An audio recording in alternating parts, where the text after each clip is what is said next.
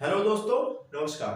मेरा नाम है मनोज भट्ट और मैं एक बार फिर से स्वागत करता हूं आपका हमारे YouTube channel study with Manoj में। तो दोस्तों, हमारी जो उत्तराखंड के अंदर जनजाति की जो सीरीज थी, जो इंडिविजुअल टॉपिक है, उनकी जो सीरीज है वो चलते रहेगी। पर आज से मैं आप लोगों के बीच में एक और नई श्रृंखला शुरू करने जा रहा हूं, जो है जीएस की। यानी कि ये जो टॉपिक आज मैं आपको पढ़ाने वाला हूं, ये आपको हिस्ट्री के साथ साथ पॉलिटी में भी बहुत ज्यादा मदद करने वाला है। ठीक है, अगर आप पुलिस कांस्टेबल का एग्जाम देने वाले हैं, या फॉरेस्ट गार्ड का, या आप दरोगा या एसआई का दे रहे हैं, तो आपके लिए बहुत ज्यादा मदद ये वीडियोस आपको अवश्य करेगी। ठीक है, तो देखिए, आज मैं आपको जो टॉपिक पढ़ाने वाला हूं उसका नाम है संविधान का विकास। किस प्रकार से भारत के अंदर संविधान का विकास हुआ। देखिए, 26 जनवरी 1950 को जो हमारे भारत का संविधान लागू हुआ, वो क्या हुआ, हाथ में नहीं आया ऑटोमेटिकली।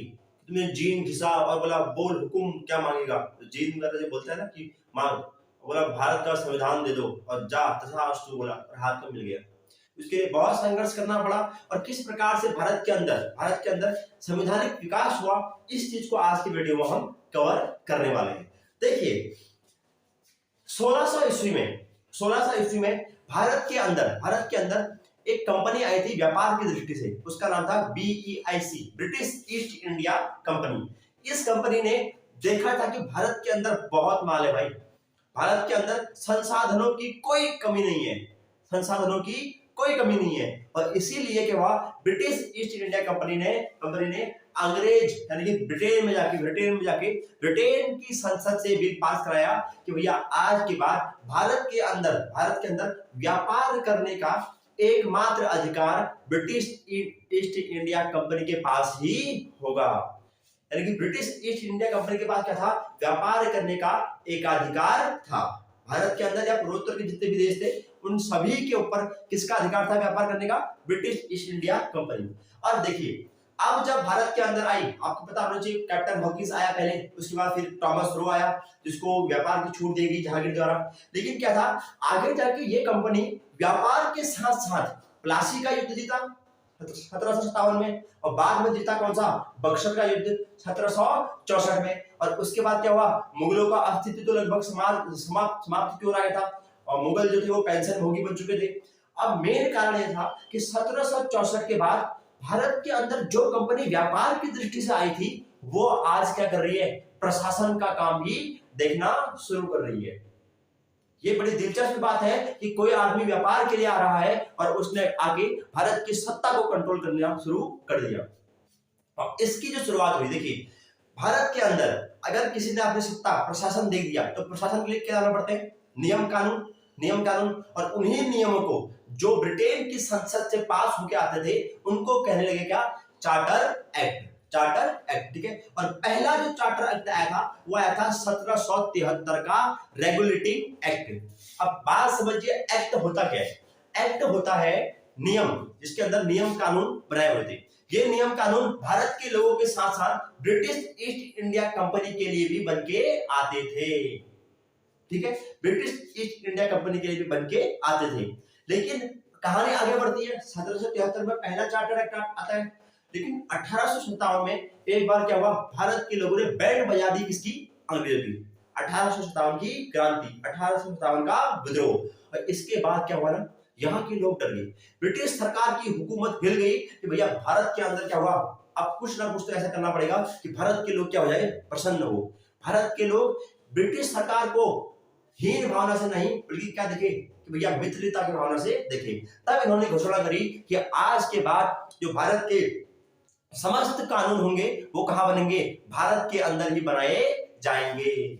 और उन्हीं को बोलते हैं क्या, भारत शासन अधिनियम, जो 1858 के बाद शुरू हुए। आई थिंक आप लोग पूरा इतिहास समझ चुके होंगे। अब हम पढ़ते हैं कि भारत के अंदर पहला रेगुलेटिंग एक्ट, और पहला एक्ट कौन सा था। देखिए, 1773 में जो पहला रेगुलेटिंग एक्ट आया, जिसको हम क्या बोलते हैं, 1773 का रेगुलेटिंग एक्ट, जो नियम कानून बन के आए, उसमें कौन कौन सी मुख्य बातें थी, ये हम समझते हैं। पहला जो था क्या था, कंपनी पर संसदीय नियंत्रण की स्थापना। यानी कि जो ब्रिटिश ईस्ट इंडिया कंपनी थी इसको और अधिक परिपक्व बनाने के लिए, ताकि ये भारत में और 15-20 साल क्या कर सके, व्यापार कर सके, इसके लिए क्या किया गया, वहां की ब्रिटेन की संसद ने अपना नियंत्रण स्टार्ट कर दिया, कंपनी पर अपना नियंत्रण की स्थापना शुरू कर दी। तो कौन से एक्ट के तहत कंपनी पर संसदीय नियंत्रण की स्थापना हुई? 1773 के रेगुलेटिंग एक्ट के तहत हुई। ठीक है, एक बिंदु ये हो गया। दूसरा बिंदु जो उसमें प्रमुख था वो क्या था? गवर्नर की जगह गवर्नर जनरल, यानी कि भारत के अंदर मुख्यतः उस टाइम पर तीन क्या थे उस टाइम पर प्रेसिडेंसी क्षेत्र थे, यानी कि तीन प्रमुख क्षेत्र, बंबई, मद्रास और कलकत्ता। यानी कि बंबई के अंदर ब्रिटिश ईस्ट इंडिया कंपनी का सारा संपूर्ण काम देखने के लिए एक बंदा होता था और उसको बोलते थे क्या? गवर्नर। मद्रास के अंदर एक होता था गवर्नर, एक था कलकत्ता का गवर्नर। लेकिन इस एक्ट के तहत बोला गया कि अब भारत के अंदर एक और पोस्ट होगी, कौन सी? गवर्नर जनरल की, जो सभी क्षेत्रों को देखेगा और सभी गवर्नर जनरल के नीचे काम करेंगे। तो भारत में पहली बार गवर्नर जनरल का पद कौन से एक्ट के तहत लाया गया? 1773 का रेगुलेटिंग एक्ट। और भारत का पहला गवर्नर जनरल कौन था? तो कौन था? वॉरेन हेस्टिंग भारत का पहला गवर्नर जनरल था। ठीक है, अब तीसरा पॉइंट सुनिए, सुप्रीम कोर्ट का कलकत्ता में सुप्रीम कोर्ट की स्थापना। भारत के अंदर पहली बार सुप्रीम कोर्ट की स्थापना की गई, यानी कि क्या? भारत के अंदर बोला गया कि भारत के अंदर एक सुप्रीम कोर्ट की स्थापना होगी, जो अभी कहां है? देखिए, अभी हमारा सुप्रीम कोर्ट कहां है? दिल्ली में। लेकिन उस टाइम पर दिल्ली में ना होके कहा किया गया? कलकत्ता के अंदर भारत का पहला सुप्रीम कोर्ट की स्थापना की गई। तो भारत में सुप्रीम कोर्ट की स्थापना कौन से एक्ट के तहत हुई? 1773 के रेगुलेटिंग एक्ट के अंदर हुई। ठीक है, अगर आप लोग कहीं पे भी सुप्रीम कोर्ट बनाएंगे तो वहां पर जज बनाना जरूरी है। तो इस समय मुख्यतः 4 जज थे, 3+1। अब ये 3 क्या है, 1 क्या है? देखिए, 3 जज थे और उन जजों का एक मुख्य न्यायाधीश। जैसे कि क्या होता है, अभी हमारे यहाँ पर जो नई दिल्ली, हमारे दिल्ली में जो हमारा हाई सुप्रीम कोर्ट है, उसमें कितने जज है? 34, लेकिन 33 जज और एक मुख्य न्यायाधीश। तो उस टाइम पर कितने थे? टोटल 4 जज थे। 4 में से 3+1 जो मुख्य न्यायाधीश था, भारत का पहला सुप्रीम कोर्ट का पहला मुख्य न्यायाधीश कौन था? एलिजा इम्फे क्या था? भारत का पहला मुख्य न्यायाधीश था। ठीक है, अगर आपको 3 लिखने हैं तो उसको लिख लेना, लिनिस्टर, एलिस्टर और हाइडे। ये कहते हैं हमारे सुप्रीम कोर्ट के 3 और एक्स्ट्रा जज थे। लेकिन आप याद रखिए कौन था पहला मुख्य न्यायाधीश? एलिजा एम्फे। ठीक है, एलिजा एम्फे। समझ में आ गई बात? अब एक पॉइंट और यहां पर बोला गया कि अगर बाई चांस देखिए, आप लोग कभी होता है ना कि सुप्रीम कोर्ट ने उस टाइम पर मनमानी चल रही थी, अंग्रेज लोग हमारे साथ मनमानी करते थे। मैंने अगर बाई चांस क्या किया ना, कोई किसी अंग्रेज को 4 गाली दे दी, तो जज उनका, वकील भी उनके, सब कुछ उनका, नियम कानून उनके, तो मैंने खाली उसको गाली दी है तो मेरे को फांसी लटका देंगे। अब भाई मेरा कोई नहीं है, लटकना पड़ेगा। लेकिन एक और यहाँ पर ऑप्शन दिया गया कि यदि आप लोग सुप्रीम कोर्ट के फैसले से खुश नहीं है तो आप लोग सीधे अपील कहां करोगे? लंदन के सुप्रीम कोर्ट में। सीधे लंदन जाओ, इंग्लैंड, और वहां जाके करो, अपनी बात रखो। समझ में आ गई बात? ठीक है, लास्ट पॉइंट सुनिए। इसमें लास्ट पॉइंट था कि बंबई व मद्रास को कलकत्ता सुप्रीम कोर्ट के अधीन कर दिया गया। जो बंबई और मद्रास का प्रेसिडेंसी क्षेत्र था, उसको क्या किया गया? कलकत्ता सुप्रीम कोर्ट के अधीन कर दिया गया। यानी कि बंबई और मद्रास में कोई भी बड़ा कांड करना हो तो बिना अनुमति किसके? कलकत्ता सुप्रीम कोर्ट के बिना अनुमति के आप नहीं कर सकते। तो ये था हमारा क्या? पहला 1773 का पहला रेगुलेटिंग एक्ट। आई होप समझ में आया होगा। अब पढ़ते हैं भारत के अंदर दूसरा क्या? दूसरा चार्टर एक्ट। देखिए, इसके बाद जो एक्ट आया वो 1784 का पीट्स इंडिया एक्ट आया। ठीक है, इसके अंदर क्या क्या प्रमुख बातें थी? देखिए, पीट्स है ना, तो इससे आप लोग एक चीज याद रखो, पीटना। ठीक है, ब्रिटिश ईस्ट इंडिया कंपनी की पूर्ण तरीके से मनमानी शुरू थी। किसी को भी पकड़ के पीट दो, किसी को भी सजा सुना दो, सब कुछ इनका ही तो है। कुछ भी सजा सुना दो, कुछ भी कांड कर दो। अब इसके लिए क्या है ना, ब्रिटेन से एक और एक्ट आया 1784 में, इसको बोलते हैं पीट्स इंडिया एक्ट, जिसके तहत बोला गया कि आज के बाद भारत में दो प्रकार के होंगे, दो प्रकार के मतलब प्रशासन को दो प्रकार के चलाएंगे। कैसे? एक होगा निदेशक मंडल और एक होगा नियंत्रक मंडल, बोर्ड ऑफ डायरेक्टर और board of controller, board of director और बोर्ड ऑफ कंट्रोलर।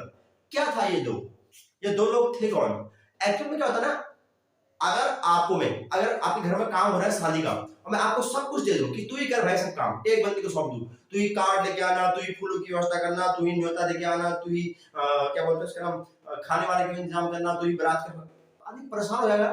क्या विकास अच्छा काम कर पाएगा? नहीं कर पाएगा। अगर मैं कुछ काम, चल भाई एक काम कर, तू बारात वाले को तू देखना और फूलों को तू देखना और तू देखना, क्या मस्त करके काम होगा ना। तो यही काम करने के लिए भारत के अंदर शासन प्रणाली को और अधिक मजबूत बनाने के लिए ब्रिटेन से एक और जो एक्ट आया 1784 का पीट्स इंडिया, इसके तहत दो निदेशक मंडल और नियंत्रक मंडल को लाया गया। निदेशक मंडल का काम क्या था? सिर्फ व्यापार को देखना। आज के बाद भारत में व्यापार से संबंधित जो भी मामले होंगे कौन देखेगा? निदेशक मंडल। और भारत के अंदर नियंत्रक मंडल का काम क्या होगा? सिर्फ राजनीति की चीजों को देखना। किसको? राजनीति की चीजों को देखना। ठीक है, देखिए जैसे अगर आपको 4 बोरा आलू खरीद के इंग्लैंड भेजना है तो कौन देखेगा? ये नीचे वाला नहीं, बल्कि कौन? व्यापार मंडल, निदेशक मंडल। यही काम देखेगा निदेशक मंडल, क्या देखेगा? व्यापार का काम, कि कहां पर क्या हो रहा है, कहां पर क्या हो रहा है, कहां पर क्या हो रहा है। ठीक है, और वही अगर बाई चांस कहीं पर हमला करना है, चलो झांसी की रानी के ऊपर अटैक कर दो, ठीक है, या कहां पर भैया मराठों पर अटैक कर दो, अरे कैसे कर दो अटैक? ये डिसीजन कौन लेगा? नियंत्रक मंडल। तो राजनीति के मामले को सब कौन देखता था? नियंत्रक मंडल। अब एक चीज बताओ, ये भारत में दो प्रकार के शासन नहीं हो गया? व्यापार का शासन एक दिख रहा है और क्या राजनीति के शासन एक दिख रहा है, यानी कि द्वैध शासन। तो कब भारत के अंदर द्वैध शासन की प्रणाली को शुरू किया गया? कौन सा? 1784 का पीट्स इंडिया एक्ट, यहां पर लिखा है मैंने, अर्थात इसी के तहत भारत में द्वैध शासन शुरू किया गया, और जिसके तहत निदेशक मंडल, बोर्ड ऑफ डायरेक्टर और नियंत्रक मंडल, बोर्ड ऑफ कंट्रोलर की स्थापना की गई। आई होप आपको यह भी समझ में आ गया होगा। लेकिन मेन प्रॉब्लम क्या था ना, किसी भी एक्ट को आप बनाओगे तो उसमें कोई ना कोई कमियां जरूर होती है, कोई ना कोई कमियां जरूर होती है। तो अब पढ़ते देखिए, इसके बाद पीट्स इंडिया एक्ट की कमियों को दूर करने के लिए 2 साल बाद 1786 में एक और एक्ट आया। अब उसको पढ़ते हैं। देखिए इसके तहत क्या बोला गया? 1784 में ना जो नियंत्रक और निदेशक मंडल था, उसमें क्या गलती हो गई थी? देखिए, जो निदेशक मंडल है जो व्यापार करेगा, वो जो भारत में आके व्यापार करेगा, उसको आना ही पड़ेगा व्यापार करने के लिए, ठीक है। लेकिन जो नियंत्रक मंडल है ना, उसके लिए प्रॉब्लम है। उसके लिए प्रॉब्लम क्या है कि भैया वो बंदा वहीं पे, उसकी प्रॉब्लम उसके लिए नहीं है, प्रॉब्लम जो भारत में गवर्नर जनरल है उसके लिए है। वो नियंत्रक मंडल ब्रिटेन में बैठे बैठे क्या करेगा? वहां से फोन, हाँ भाई एक काम करो, झांसी की रानी पर अटैक कर दो, बहुत उड़ रही है। हाँ भाई एक काम करो, मराठों पर अटैक कर दो। भाई कैसे कर दो? क्या पता उस टाइम पे परिस्थिति ऐसी है ही नहीं, क्या पता उस टाइम पे परिस्थिति ऐसी है ही नहीं, क्या पता उस टाइम पे मौसम अलग हो, या उनके पास सेना भयंकर खतरनाक हो, या कुछ विद्रोह हुआ हो भारत में ना। करना है तो करना है। इसमें गवर्नर जनरल बेचारा परेशान हो गया। तब उसने क्या बोला? उसने एक पत्र लिखा कि भैया आप इस परिस्थिति को समझिए।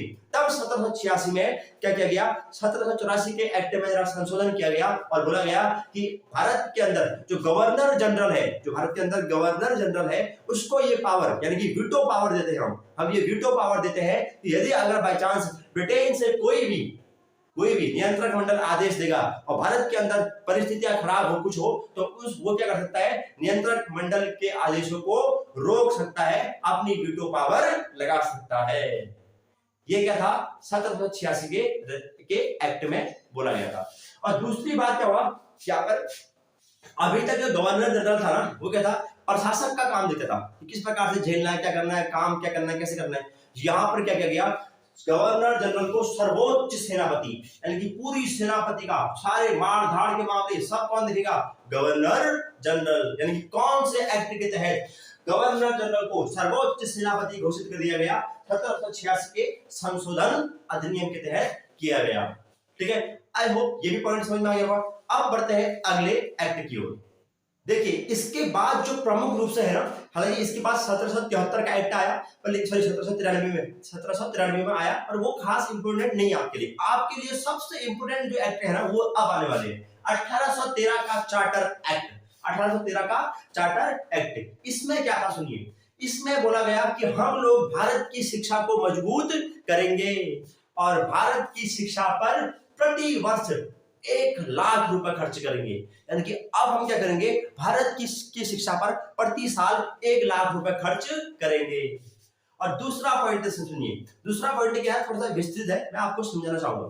देखिए जब 1600 ईस्वी में भारत के अंदर ब्रिटिश ईस्ट इंडिया कंपनी आना चाह रही थी, तो उस टाइम पर क्या हुआ, BEIC British east India company ने क्या किया, लंदन के यानी ब्रिटेन की संसद से तथा ब्रिटेन की महारानी से एक पत्र पर साइन करवा लिया।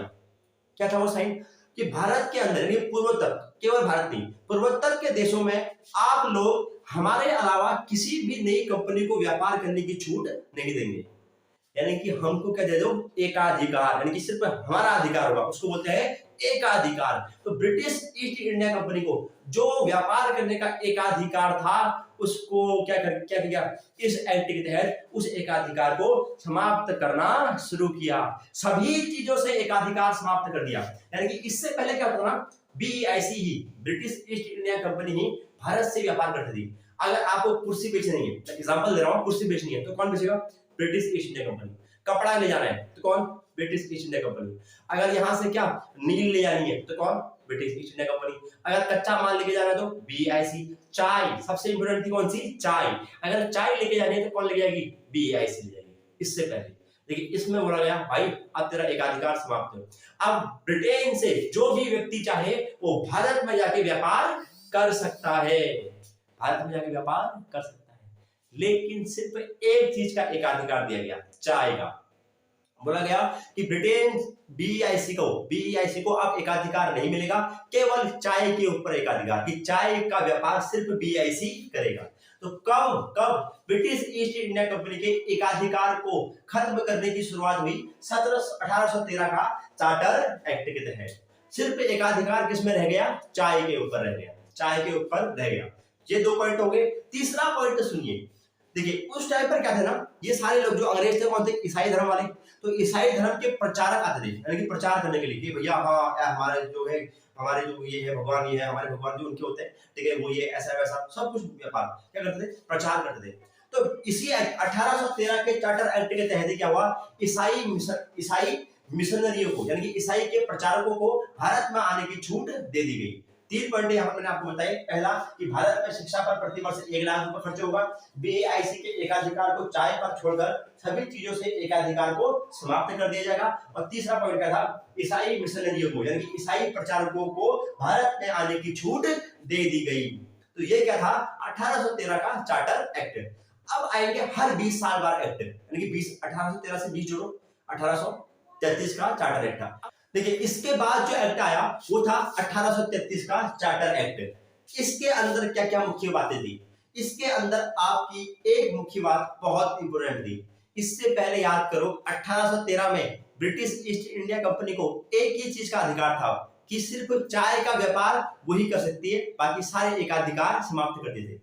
इसमें बोला गया, हे ब्रिटिश ईस्ट इंडिया कंपनी, अब हम लोग तुम्हारे चाय के ऊपर से भी एकाधिकार समाप्त करते हैं। यानी कि क्या, अब भारत के अंदर चाय का व्यापार भी कोई भी कर सकता है। तो कब ब्रिटिश ईस्ट इंडिया कंपनी का एकाधिकार संपूर्ण रूप से समाप्त कर दिया, 1833 का चार्टर एक्ट।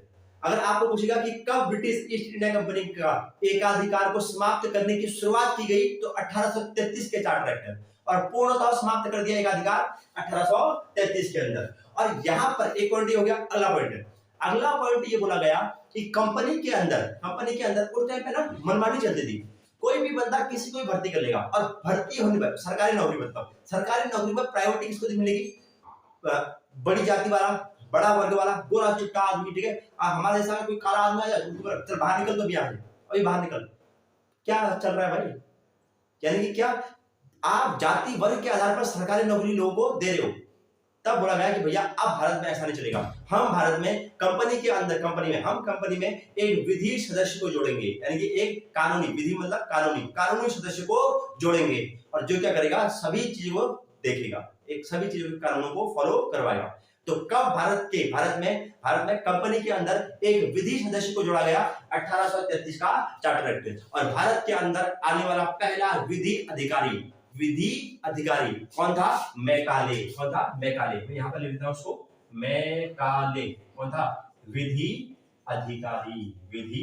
अधिकारी। तो भारत के अंदर आने वाला पहला विधि अधिकारी कौन था, मैकाले। कौन था, मैकाले। ठीक है। और तीसरा पॉइंट इसमें बोला गया कि जाति व वर्ग के आधार पर सरकारी नौकरी में भेदभाव को खत्म किया जाएगा। जो मैंने पॉइंट आपको पहले बताया ना, कि किसी को भी नौकरी में क्या जाति और वर्ग वालों को क्या मिलेगी, वरीयता मिलेगी। यहां पर बोला गया कि आज के बाद ऐसा नहीं होगा, जाति व वर्ग के आधार पर हम सरकारी नौकरी नहीं लेंगे। ठीक है। तीसरा पॉइंट, चौथा पॉइंट, बंगाल का गवर्नर जनरल ही अब भारत का गवर्नर जनरल कहलाएगा। देखिए, हाँ, एक पॉइंट है, शुरुआत में मेरे से गलती हो गई थी, आप उसको सही कर लेना, कि वो क्या था कि बंगाल का, मैंने बोला भारत का पहला गवर्नर जनरल वो बंगाल का होता है। ठीक है। तो बंगाल का पहला गवर्नर जनरल कौन था, वॉरेन हेस्टिंग। अब क्या बोला गया 1833 में बोला गया कि बंगाल का जो गवर्नर जनरल होगा, बंगाल का गवर्नर जनरल ही क्या होगा, भारत का गवर्नर जनरल होगा। और भारत का जो पहला गवर्नर जनरल बनाया गया वो कौन था, विलियम बेंटिक। आप लिख लें इस पॉइंट को कि भारत का पहला गवर्नर जनरल कौन था, विलियम बेंटिक। ठीक है। और बंगाल का पहला governor general Warren Hasting. Bengal का पहला गवर्नर जनरल वॉरेन हेस्टिंग। ठीक है। लास्ट पॉइंट सुनिए, 1833 के एक्ट के तहत दास प्रथा के अंत की शुरुआत हुई। भारत के अंदर उस टाइम पर दास प्रथा चलती थी, दास प्रथा। और इस दास प्रथा के अंत की शुरुआत कब हुई, 1833 के चार्टर एक्ट के तहत की गई। लेकिन 1833 में शुरू खत्म नहीं हुआ, उसको 10 साल लग गए थे। 1843 में संपूर्ण रूप से दास प्रथा का अंत किया गया। वो हिस्ट्री का पोर्शन है, जब मैं आपको हिस्ट्री पढ़ाऊंगा तो तब वहां पर बताऊंगा। तो 1833 के जो प्रमुख बिंदु थे वो ये थे। अब आप लोग बताइए कब आएगा अगला एक्ट, 20 साल बाद, यानी कि 1853 का चार्टर एक्ट। तो अब हम लोग पढ़ेंगे 1853 का चार्टर एक्ट। देखिए, इस एक्ट के तहत क्या बोला गया, इस एक्ट की प्रमुख बात पहले थी विधि परिषद की स्थापना। ये क्या है समझिए, जब 1833 में एक विधि सदस्य को जोड़ा गया तो उसने क्या किया ना, कंपनी के अंदर सभी चीजों को देखा और उसने एक चीज पाई कि भैया कंपनी के अंदर कोई रूल और रेगुलेशन है ही नहीं, कोई बंदा नियमों को मान ही नहीं रहा। उसने किसी को बोला होगा कि भाई डस्टबिन पड़ा है उठा ले, सीधे तेरे बाप का ना करे तू उठा ले। अरे भाई क्या तरीका है। तो उसने क्या किया ना, ब्रिटिश सरकार को एक पत्र लिखा कि भैया बीईआईसी के अंदर तो अराजकता का भाव है, सॉरी अराजकता क्या है, बहुत ज्यादा फैली हुई है, बहुत ज्यादा फैली हुई है। तब क्या हुआ, भारत के अंदर विधि परिषद की स्थापना हुई, विधि परिषद की स्थापना हुई। ठीक है। और दूसरा पॉइंट बोला गया कि आज के बाद भारत के अंदर अगर बाई चांस किसी भी अधिकारी को नौकरी देनी है तो उसको आप ऐसे नहीं दोगे, आपको क्या प्रतियोगिता किसे, यानी कि क्या जो आप समूह को दे रहे हैं, पटवारी का एग्जाम दे रहे हो, तो ये एग्जाम देने की शुरुआत कौन से एक्ट से हुई, 1853 के एक्ट के तहत हुई। 1853 में ही पहली बार क्या प्रतियोगिता, यानी कि खुली प्रतियोगिता की शुरुआत हुई, जिसके तहत कंपनी में अधिकारियों की नियुक्ति की जाती थी। इससे पहले किसी को भी रख लो, अब नहीं भाई, आप फॉर्म भरो, एडमिट कार्ड लाओ और उसके बाद ही क्या होगा, आपको अधिकारी की नियुक्ति प्रदान की जाएगी। तो ये क्या था 1853 के अंदर का एक्ट। ठीक है। अगर आपको कोई पूछे ना कि भैया भारत के अंदर खुली प्रतियोगिता का जनक किसको कहते हैं, किसको कहते हैं, डलहौजी। कौन था, डलहौजी। उस टाइम पर गवर्नर जनरल कौन था, डलहौजी। ठीक है। अब पढ़ते हैं इसके बाद कौन सा आएगा, 1858 का अधिनियम, 1858 का भारत शासन अधिनियम। देखिए, अभी तक मैंने आपको क्या बताया था कि हर 20 साल बाद एक्ट आते हैं, 1793, उसके बाद कब, 1793 के बाद 1813, 1833, 1853। ऐसा क्या हो गया भाई कि 1858 में एक्ट आ गया और इसका अब ये एक्ट नहीं है, अब क्या है, भारत शासन अधिनियम। ऐसा क्या बम फूटा, बम तगड़ा फूटा, और कब फूटा उससे पहले सुनिए। देखिए, इससे पहले जो डलहौजी आया ना, डलहौजी ने सारे काम गलत किए। ठीक है।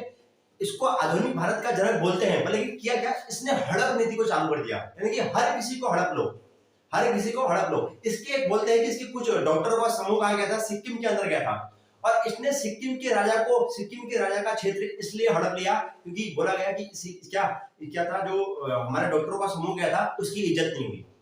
इसने हड़प नीति को चालू कर दिया। इसने घोषणा करी कि जो भी राजा है, अगर उसका कोई संतान नहीं है और उसने कोई गोद लिया हुआ बेटा है तो वो राजा नहीं बन सकता। और इसी में भड़क गई कौन? झांसी की रानी।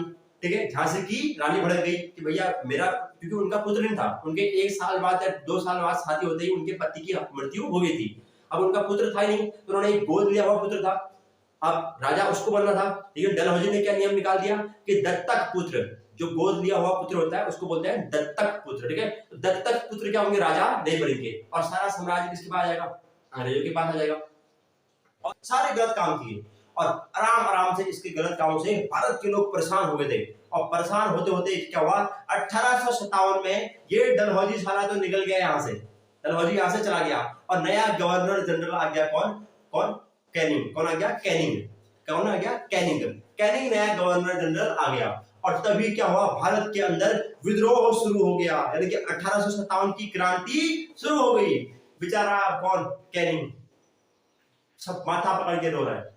उसके स्वागत में उसके सर पे पत्थर मारे, बोला ये कौन सा फूल है? ओ माय गॉड, ये कौन सा फूल है? अरे फूल नहीं, ये पत्थर है। वो डलहौजी का सारा कांड अब तेरे को भुगतना है।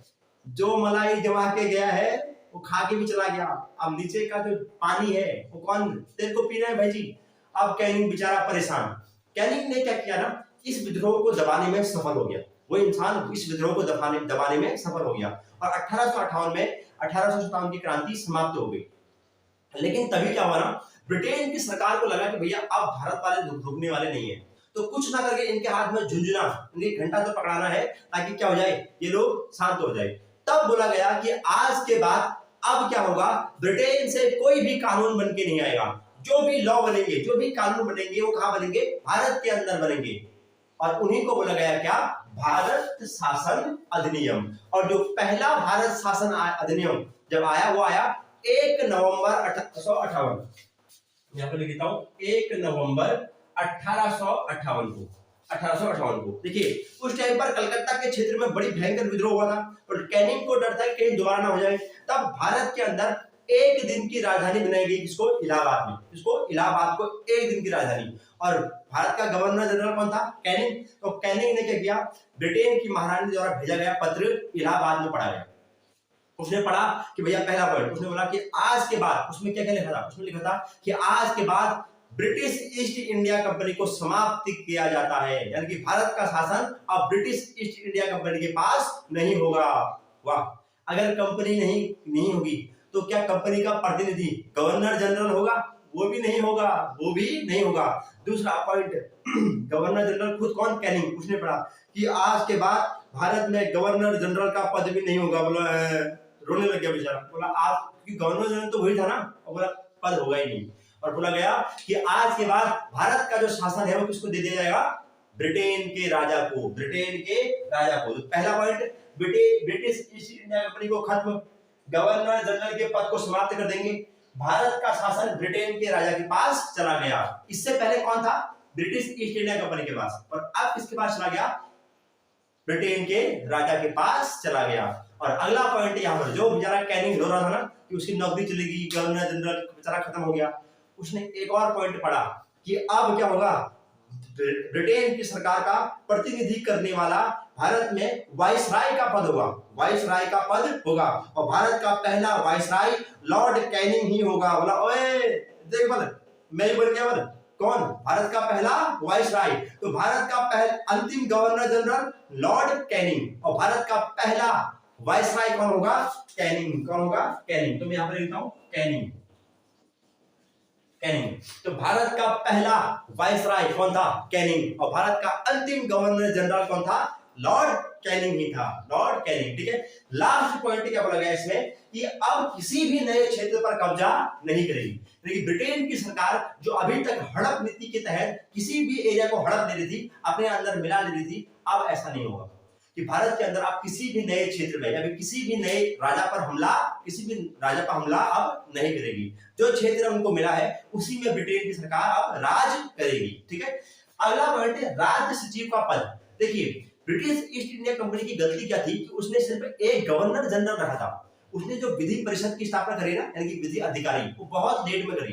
तो इस बात को ब्रिटेन की सरकार समझती थी, तो उसने क्या किया, अपना एक चमचा, यानी कि अपना एक चमचा बोल दो, मतलब अपना एक अधिकारी सारा काम देखने के लिए, कौन, इसके ऊपर कौन सा, गवर्नर जनरल, चलिए वाइसराय, अब तो वाइसराय आ गया, वाइसराय के ऊपर एक और पद रखा गया, कौन सा, राज सचिव, जो घूम घूम के देखेगा कि ये वाइसराय सही काम कर रहा है नहीं कर रहा। जैसे ही गलत काम करेगा फट कॉल, महारानी जी सुनिए, आज ना ये वाइसराय ना उस लड़की को लाइन मार रहा था और वहां के लोगों ने बहुत मारा और ये कर रहा था, सारी अपडेट देगा वो, सारी अपडेट किसको, उसको। तो राज्य सचिव का पद कब सृजित किया गया, 1858 के अधिनियम के तहत सृजित किया गया। और लास्ट पॉइंट इसमें एक चीज सुनिएगा, इसमें बोला गया कि भारत शासन अधिनियम से पहले जितने भी चार्टर एक्ट हुए उन सभी एक्टों को समाप्त कर दिया जाएगा। तो अब जो इसके बाद जो अधिनियम आएगा वो क्या आएगा, भारत शासन अधिनियम आएंगे, ठीक है। तो कब ब्रिटेन की कब भारत का शासन ब्रिटिश ईस्ट इंडिया कंपनी को समाप्त कर ब्रिटेन के राजा के पास दे दिया गया, 1858 में। 1858 में एक दिन की राजधानी कहां बनी, इलाहाबाद। 1858 का अधिनियम किसके द्वारा पढ़ा गया, लॉर्ड कैनिंग। 18 भारत का अंतिम गवर्नर जनरल कौन था, लॉर्ड कैनिंग। और भारत का नया वाइसराय, यानी कि भारत का पहला वाइसराय कब था, कौन था, लॉर्ड कैनिंग। कब गवर्नर जनरल के पद को समाप्त कर दिया गया, 1858। कब वाइसराय के पद को बनाया गया, 1858। तो ये क्या था, बहुत ज्यादा इंपोर्टेंट क्या था आपका अधिनियम हो सकता है, ठीक है, हो सकता है। देखिए ब्रिटेन के राजा ना, वहां पर ब्रिटेन में राजा इंपोर्टेंट होता है, क्या होता है, रानी। लेकिन अभी 1858 में किसको दे दिया गया, राजा को भारत का शासन। अगर आपसे पूछे कब भारत का शासन इंग्लैंड की महारानी के हाथ में दे दिया गया, तो कब दिया, 1876। मैं यहां पर ले लेता हूं कि भारत का शासन इंग्लैंड के राजा से हटाकर इंग्लैंड की रानी को 1876 में इसके बाद रानी के पास दे दिया गया। ये पॉइंट बहुत ज्यादा इंपोर्टेंट हो सकता है आपके लिए, ठीक है। तो आई होप आप लोगों को ये पॉइंट, ये वाला जो हमारा वीडियो थी, यह वाली वीडियो आपको बहुत ज्यादा पसंद आएगी, ठीक है। मिलते हैं अपने अगले 2-4 अधिनियम और है, बस उनको खत्म करके हमारा संवैधानिक विकास का जो श्रृंखला थी ये भी खत्म हो जाएगी। आई होप आप लोगों को पसंद आएगा। मिलते हैं अगले वीडियो में, तब तक के लिए नमस्कार, जय हिंद, जय भारत।